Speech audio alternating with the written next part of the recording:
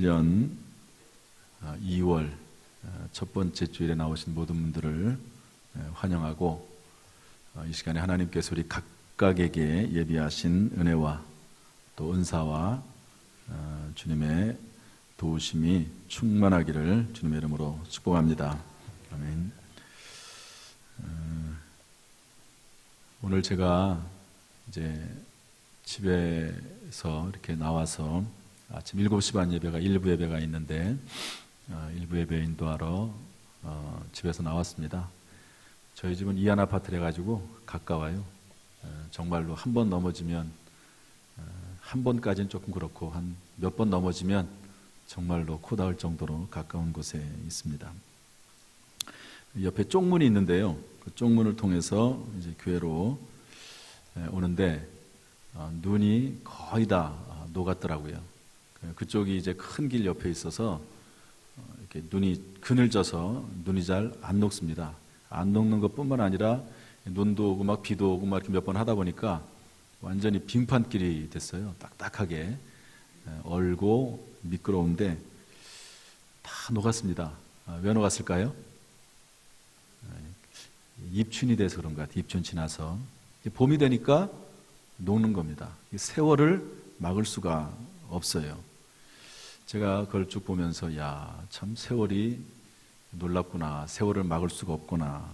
신앙적으로 생각을 하면 하나님의 시간표, 하나님의 인도하심을 막을 수가 없겠다, 이런 생각을 해보게 됐습니다.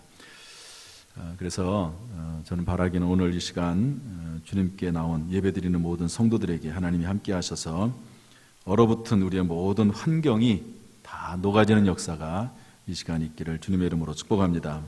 우리의 마음과 생각이 풀어지고 녹아지고 또 건강의 문제, 물질의 문제도 해결되는 은혜가 있기를 주님의 이름으로 축복합니다. 그래서 우리 옆 사람하고 인사를 하는데요, 잘 들으시고 하세요. 2부 때는 그냥 말 중간에 막 인사를 하시더라고요. 그래서 내가 충청도라고 늦는 줄 알았더니 막 더 빠르다고 내가 뭐라고 그랬는데, 이렇게 인사하십시오. 반갑습니다. 사랑하고 축복합니다. 인생에 봄이 오기 바랍니다. 인사 한번 하시죠. 좀 길지만 해보세요. 반갑습니다. 사랑하고 축복합니다. 인생의 봄이 찾아오길 바랍니다.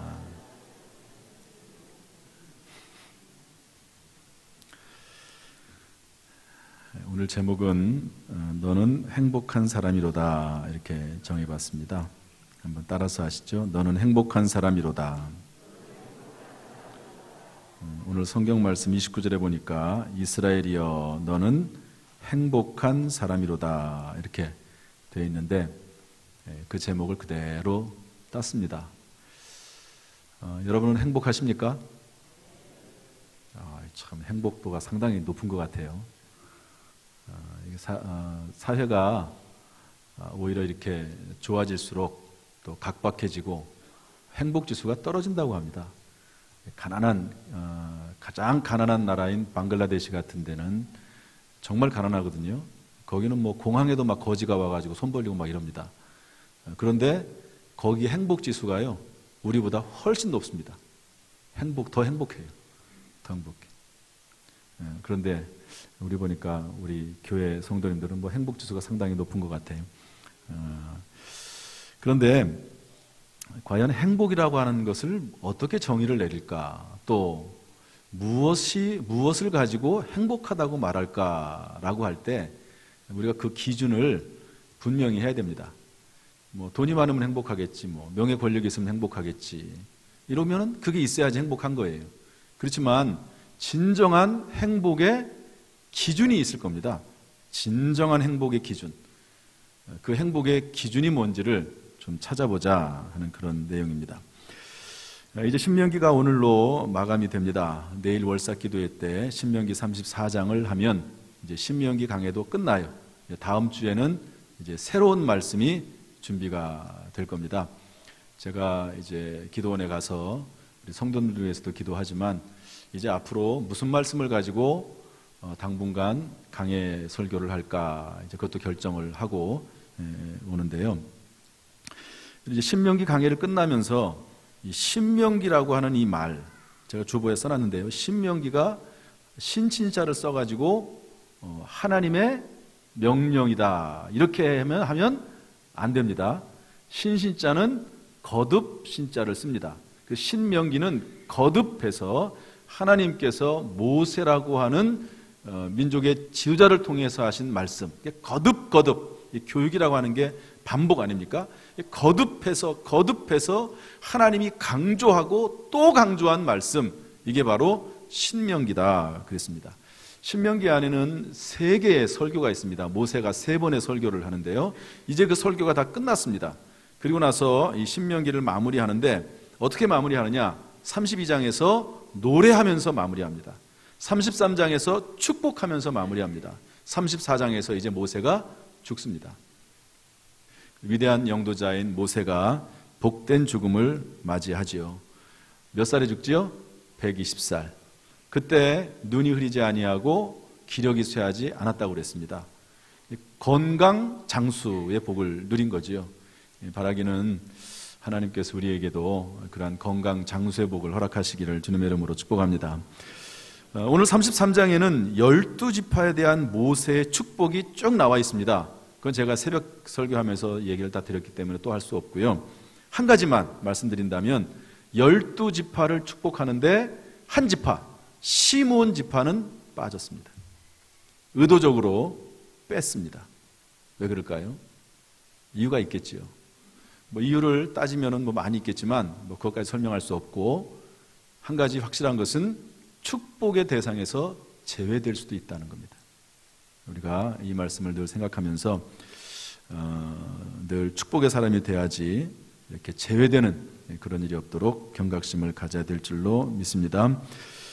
29절에 보면은요, 너는 행복한 사람이로다 이렇게 되어 있는데, 이 말씀은 오늘날 우리를 향해서 하시는 말씀입니다.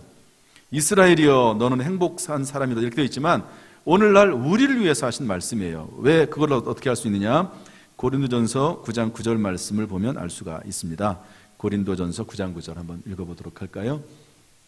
보여주시죠. 다 같이 읽습니다. 시작. 모세의 율법에 곡식을 밟아 떠는 소에게 망을 씌우지 말라. 기록하였으니 하나님께서 어찌 소들을 위하여 염려하심이냐. 구약 성경에 신명기에 나오는 말입니다. 소들이 일을 할 때 망을 씌우지 말라, 먹도록 하라는 거예요. 일한 대가를 얻도록 하라는 거죠. 그러면서 이 내용을 그대로 신약 성경에서 해석을 하기를 어찌 소들을 위함이냐. 여러분, 성경에 나와 있는 모든 말씀은 결국 우리를 위한 말씀이에요. 아브라함을 통해서 하나님의 뜻을 알려주시고 그 안에서 하나님이 나에게 하시는 말씀을 하시는 겁니다. 성경 말씀은 우리를 위해서 하신 말씀이에요. 그래서 여기에 너는 행복한 사람이로다, 이 말은 나는 행복한 사람이로다 이렇게 이해를 해야만 하는 것이죠. 우리 가슴에 손을 얹읍시다. 나는 행복한 사람이로다. 옆 사람에게 물어보세요. 진짜? 그러세요. 네. 다시 한번 합시다. 나는 행복한 사람이로다. 예, 손 내리시고요. 그래서 오늘 그걸 알아보는 거예요. 왜 그러면 우리는 행복한 사람인가? 그리고 참으로 행복한 사람은 무엇인가? 그 기준은 뭔가? 무엇을 보고 그 사람은 행복하다고 말할 수 있는가? 하나님은 어떤 사람이 행복한 사람이라고, 진짜로 행복한 사람이라고 말을 하는 것인가? 그걸 알아보는 게 오늘 내용입니다. 첫 번째, 우리 26절 말씀 읽어보겠습니다. 26절 시작. 여수론이여 하나님 같은 이가 없도다. 그가 너를 도우시려고 하늘을 타고 궁창에서 위엄을 나타내시는도다. 첫 번째, 우리가 행복한 이유는 하나님께서 우리를 여수론이라고 불러주시기 때문에 그렇습니다. 뭐라고요? 여수론이요. 무슨 말인지 모르시죠? 여순이란 말은 의롭다, 정직하다라고 하는 뜻의 히브리어 아스와르에서 나온 말입니다. 명사형인데요, 의인, 정직한 자라 하는 뜻입니다. 따라서 하나님께서 우리를 여수론이여 불러준다는 말은 내가 너를 정직하게, 내가 너를 의롭다고 여겨준다 하는 거예요. 다 죄인 아닙니까?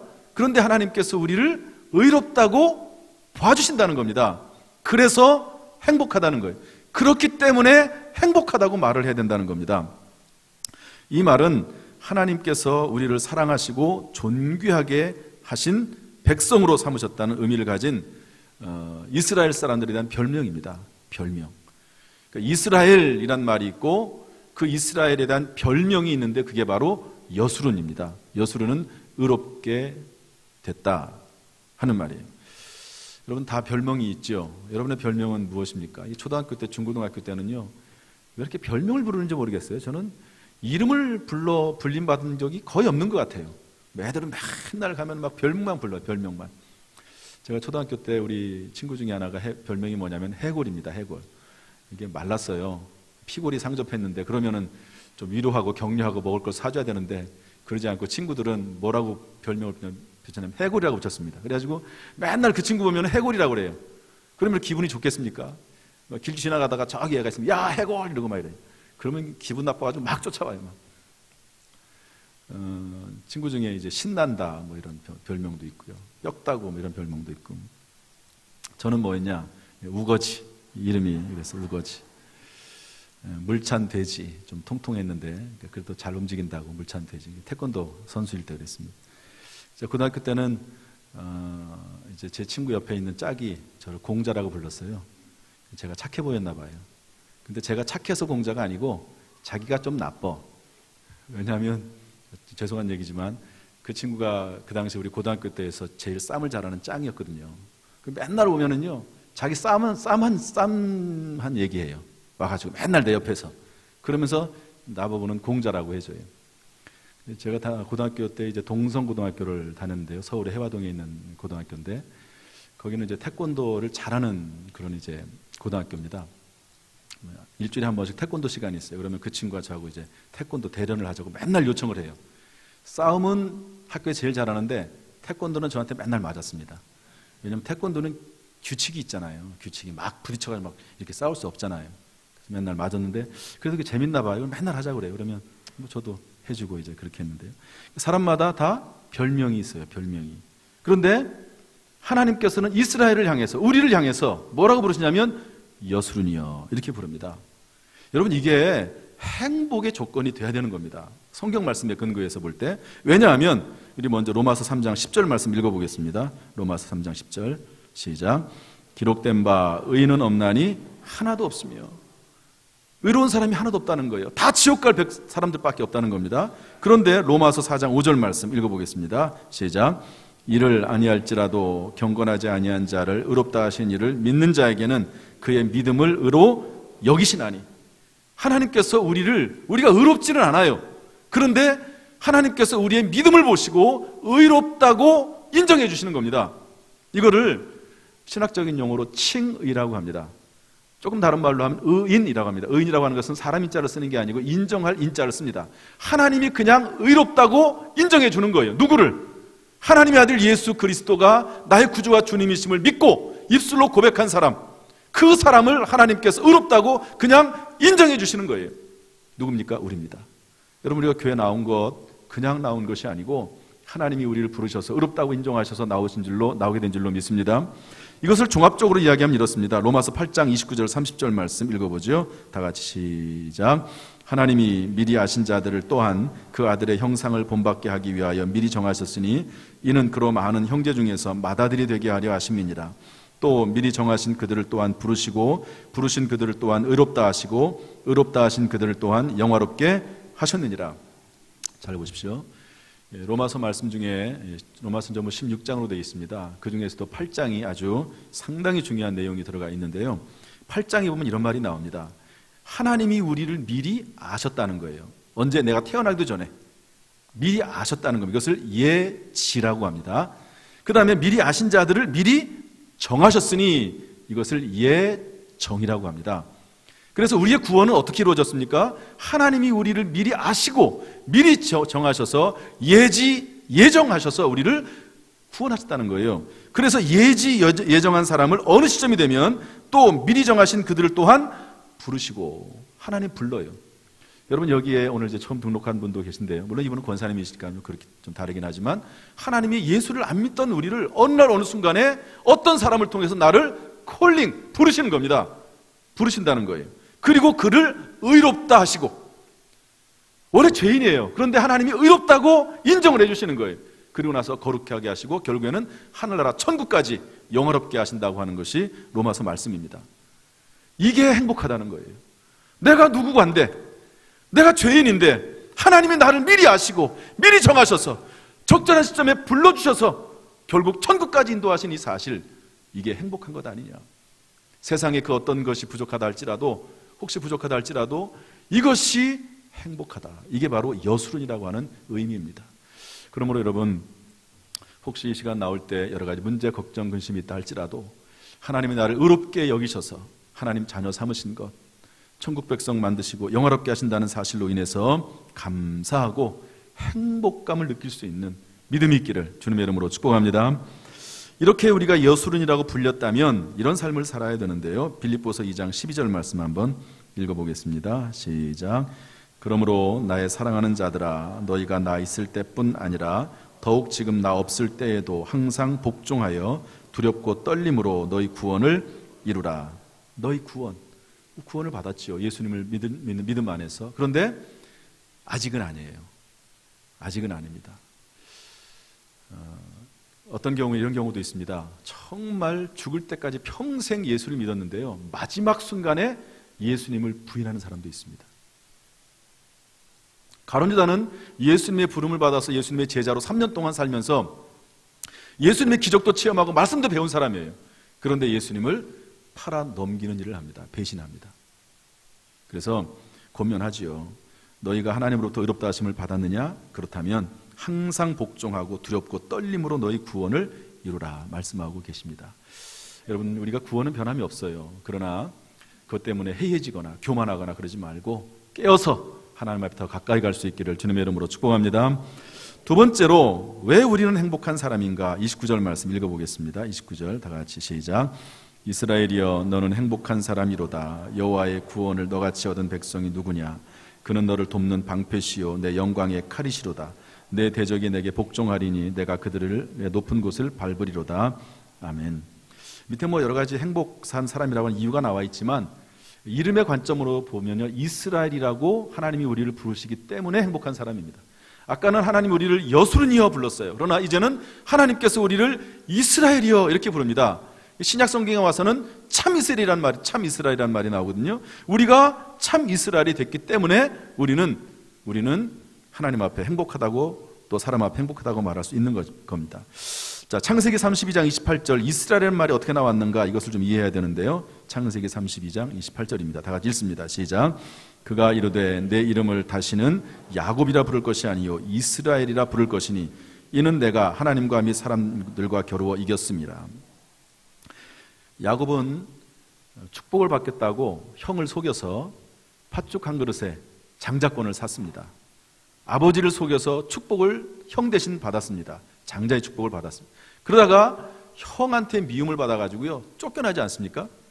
그리고 나서 수많은 세월이 흘러가지고 그래도 하나님이 야곱을 축복하셔서 부자가 돼가지고 돌아옵니다. 그런데 문제는 형이에요. 형이 그때까지도 그 아들에 대한, 그 동생에 대한 원한을 잊지 못하고 군사들을 몰고 막 쫓아오는 거예요. 그때 야곱이 하나님 앞에 야복강에서 기도합니다. 천사들을 붙잡고 기도해요. 그때 천사가 내리쳐서 환두뼈가 부러집니다. 그래도 붙잡고 끝까지 나를 축복하지 아니하시면 보내지 못하겠습니다.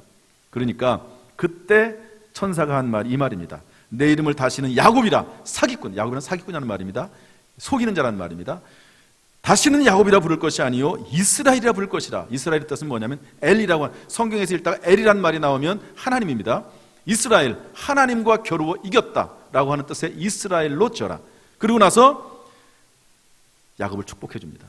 이스라엘은 축복의 이름이에요. 다시 말해서 이스라엘이여, 이 말은 하나님으로부터 복받은 자여, 이런 의미를 가지고 있습니다.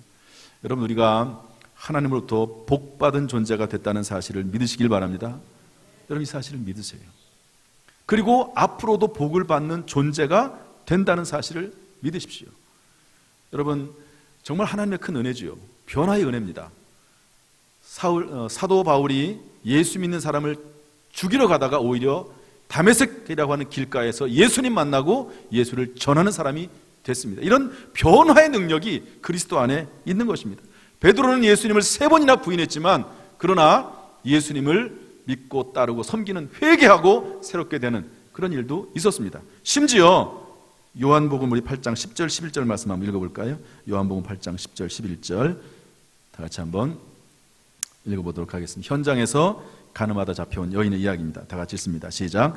예수께서 일어나사 여자 외에 아무도 없는 것을 보시고 이르시되 여자여 너를 고발하던 그들이 어디 있느냐? 너를 정죄한 자가 없느냐? 대답하되 주여 없나이다. 예수께서 이르시되 나도 너를 정죄하지 아니하노니 가서 다시는 죄를 범하지 말라 하시니라. 현장에서 가늠하다가 잡혀온 여자가 있습니다. 예수님에게 끌고 왔어요.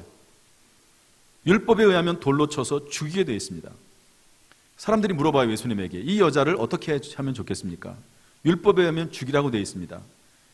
그래서 예수님께서 아무 말씀도 안 하시죠. 딱 한마디 하십니다. 너희 중에 죄 없는 자가 먼저 돌로 쳐라.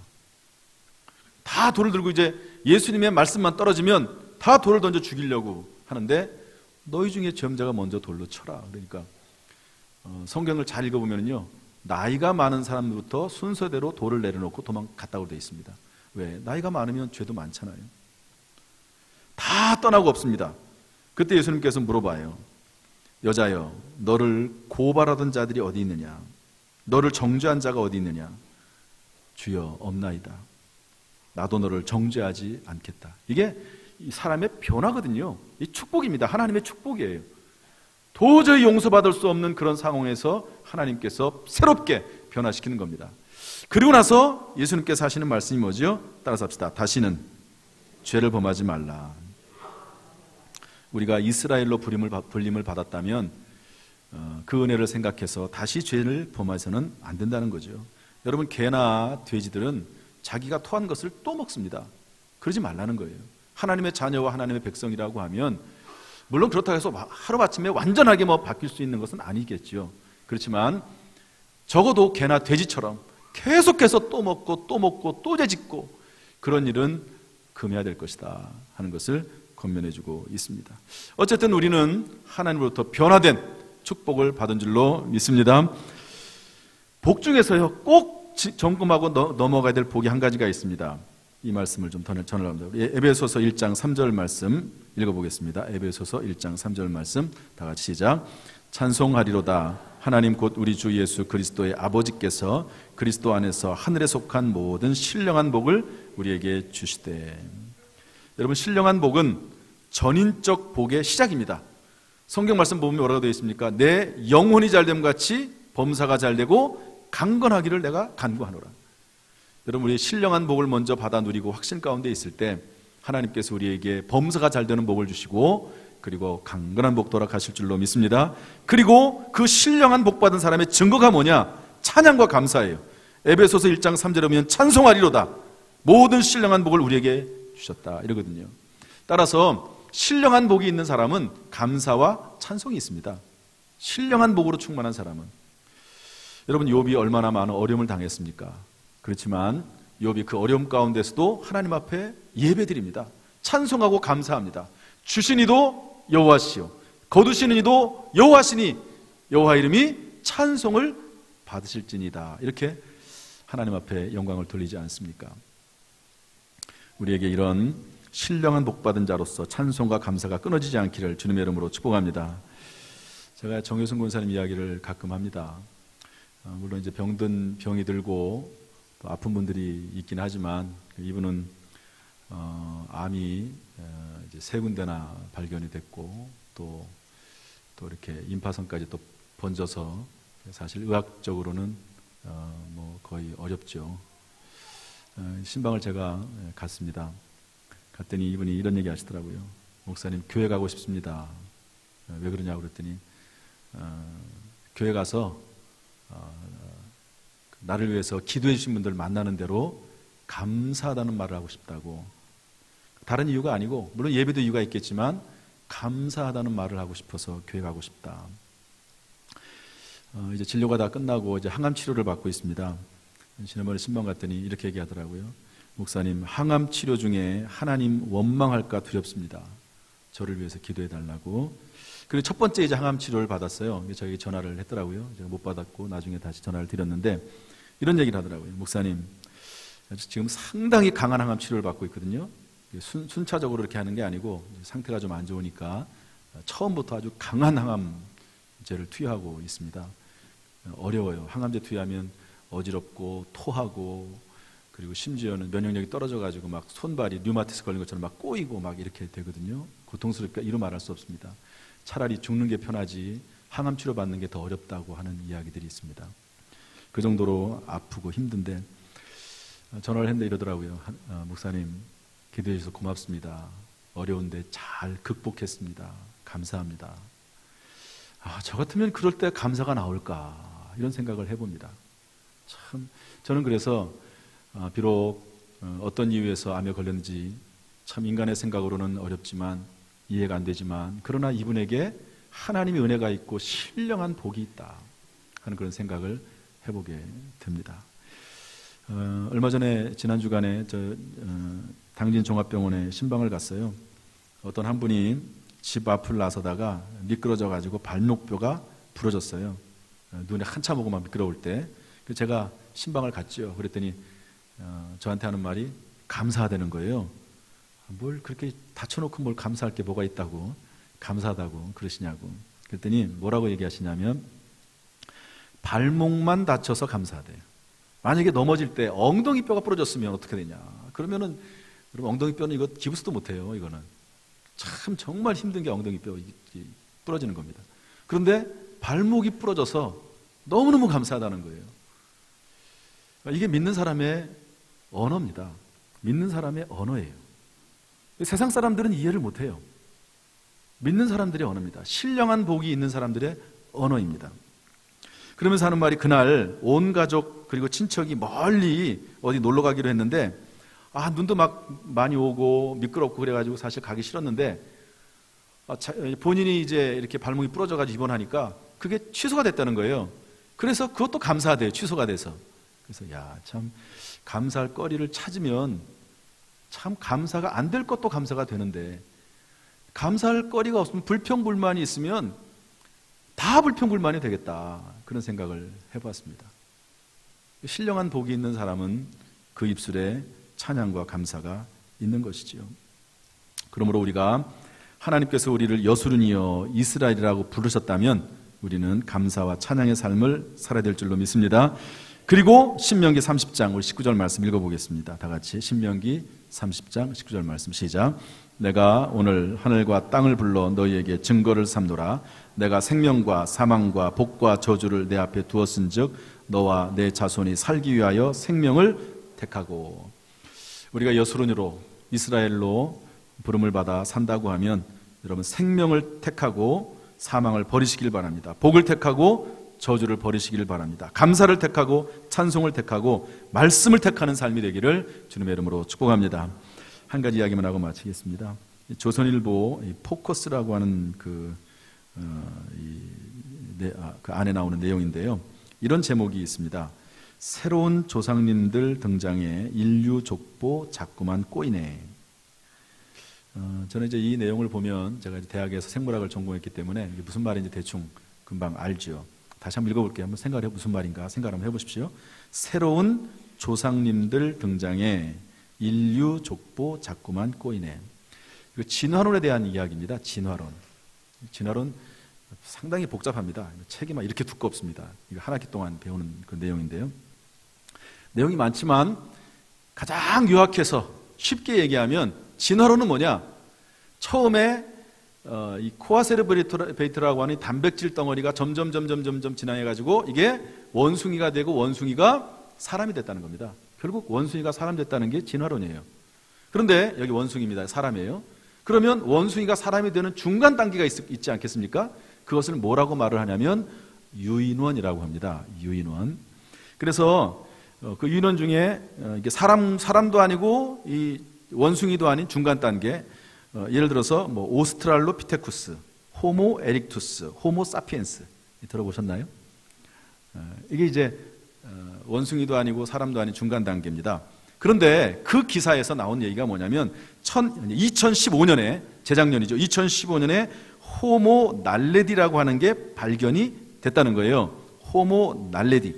그런데 이 호모 날레디는 원숭이와 닮았던 오스트랄로피테쿠스, 그리고 사람과 가장 닮은 호모사피엔스 중에서 원숭이와 가장 닮은 오스트랄로피테쿠스보다도 더 이전의 유인원이 호모 날레디예요. 그러면 이 호모 날레디는 더 원숭이 같아야 돼요. 더 침팬치 같아야 돼요. 그런데 그 호모 날레디가 사람과 거의 비슷하다는 거예요. 이런 얘기를 하면 이게 좀 약간 이렇게 놀라야 되는데 전혀 이게 무슨 얘기냐면 원숭이가 사람이 됐는데 그 원숭이 단계에 이르는 그 인류라고 하는 그것보다도 더 이전에 이 호모 날리드라고 하는 것이 발견됐는데 그게 바로 원숭이의 모습이 아니고 사람의 모습이라는 거예요. 다시 말해서 인류는 진화론은 자꾸 원숭이가 사람이 됐다고 하는데 그렇지 않다는 거예요. 원숭이는 원숭이고 사람은 사람이에요. 여러분 DNA가 발견이 되면서부터 원숭이는 원숭이고 사람은 사람입니다. 원숭이는 절대 사람이 될 수가 없어요. DNA가 달라요. DNA가 달라요. 무슨 말입니까? 진리라고 했던 것들이 과학적으로도 거짓으로 판명이 되고 있는 그런 시대에 우리가 살고 있습니다. 그러나 잘 들으십시오. 오직 하나님의 말씀은 영원토록 변함이 없는 진리의 말씀인 줄로 믿습니다. 하나님 말씀은 변함이 없어요. 진화론이라고 아무리 주장을 해도 그것이 아니라는 증거들이 계속 나옵니다. 그러나 하나님의 말씀은 영원히 변함이 없고 우리의 생명을 살리고 우리에게 복이 되는 말씀인 줄로 믿습니다. 그래서 하나님의 말씀을 선택하고 말씀에 따라서 생명과 복을 선택하며 살아가는 가운데 정말로 하나님의 은혜가, 하나님의 도우심이 평생 임하기를 주님의 이름으로 축원합니다. 기도하겠습니다. 하나님 아버지, 오늘 이 말